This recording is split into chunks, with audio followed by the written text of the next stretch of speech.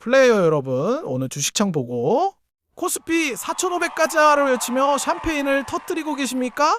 옆집 철수 엄마도 돈을 벌었고 김대리도 사표를 쓴다 만다 하는 지금 모두가 축제 분위기에 취해 있습니다.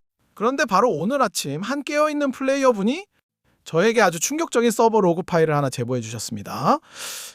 고인물님, 다들 축제라고 난린데 제가 직접 데이터를 뒤져봤거든요? 숫자가 좀 이상합니다. 이거 버그 아닌가요? 그래서 제가 그 데이터를 열어봤습니다. 그리고 저는 등골이 오싹해졌습니다. 지금 이 서버는 축제가 아니라 시한폭탄을 끌어안고 불 속에 뛰어들고 있었기 때문입니다.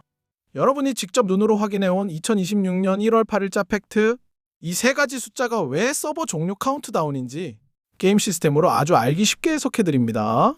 지금부터 보여드릴 숫자는 예측이 아닙니다. 현실입니다. 판단은 여러분이 직접 하십시오. 저는 그저 팩트만 보여드리겠습니다. 첫 번째 제보 데이터, 공포 탐욕 지수입니다. 고인물님, 이게 뭐예요? 그냥 사람들 기분 나타내는 거 아니에요?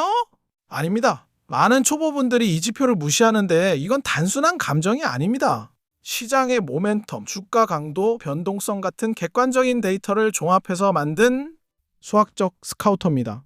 이 점수는 0부터 100점까지 있습니다. 0은 극단적 공포로 아무도 주식을 안 사는 상태고 100점은 극단적 탐욕으로 개나 소나 주식을 사는 상태입니다. 자, 제가 확인해보니 지난 1월 첫째 주 기준 한국 시장 점수가 몇 점이었는지 아십니까? 무려 88.3점이었습니다. 역사적으로 이 점수가 80점만 넘어도 과열이다, 조심해라, 경고등이 켜집니다.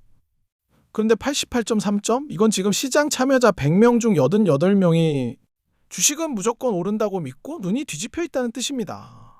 게임으로 치면은 서버 내 거의 모든 유저가 광폭화 버프에 걸려서 방어구 다 벗어던지고 닥치고 공격만 외치며 보스방에 뛰어들고 있는 겁니다. 살 사람은 이미 다 샀습니다. 더 이상 사줄 사람이 없는데 주가가 어떻게 더 오르겠습니까? 90점에 육박하는 이 숫자가 무엇을 의미하는지 곰곰이 생각해 보시기 바랍니다. 두 번째 제보 데이터, 신용융자 잔고 27조 8,700억 원입니다. 이게 무슨 돈인데요? 이건 순순의 돈이 아니라 증권사 MPC한테 빚을 내서 산 금액입니다. 보통 시장이 건강할 때 이 빚은 16조 원에서 18조 원 사이를 유지합니다. 그런데 지금 얼마라고요? 27조 9천억 원, 평소보다 10조 원이나 더 많은 빚이 끼어 있습니다. 이게 무슨 뜻일까요? 지금 코스피 4,500이라는 거대한 탑이 단단한 돌이 아니라 모래 위에 지어졌다는 뜻입니다. 빚으로 산 아이템에는 마진콜이라는 치명적인 저주가 걸려 있습니다. 내 돈으로 샀으면 주가가 반토막 나도 존버 하면 그만입니다. 하지만 27.9조 빚으로 산 주식은 다릅니다.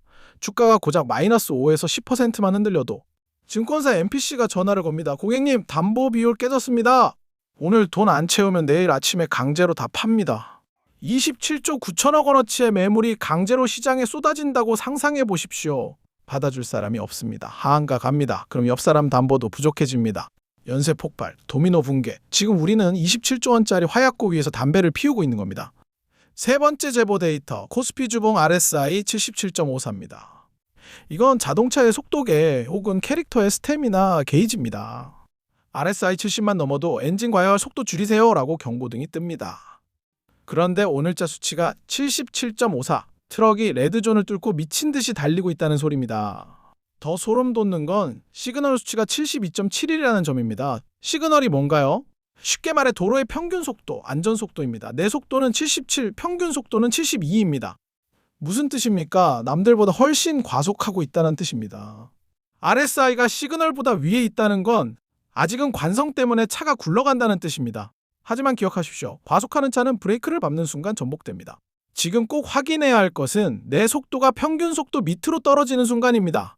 이걸 전문 용어로 데드크로스라고 합니다. 엔진이 터지고 파티장 문이 잠기는 시간입니다.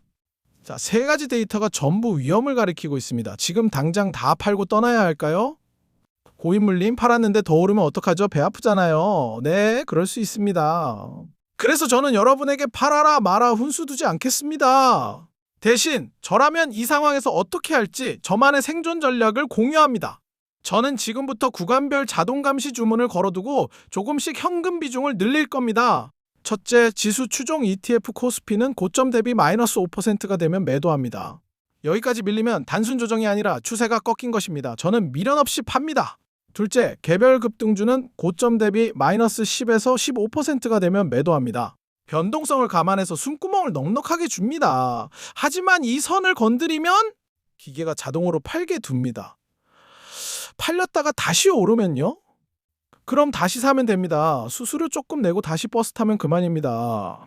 하지만 만약 안 팔고 버티다가 그게 마이너스 30%, 50% 폭락으로 이어진다면 그때는 다시 살 기회조차 없습니다. 저는 작은 수익을 포기하더라도 큰 파멸은 피한다는 원칙으로 살아남았습니다. 따라 하시든 말든 여러분의 자유입니다. 사랑하는 플레이어 여러분, 오늘 확인한 데이터가 말해주는 결론은 명확합니다. 탐욕지수 88.3점 모두가 미쳐있는 광기의 상태. 신용장고 27.9조 언제 무너질지 모르는 빚의 탑. RSI 77 평균 속도를 위반하며 과속 중인 트럭. 지금 가즈아를 외치며 빚내서 들어가는 건 용기가 아닙니다. 만용입니다.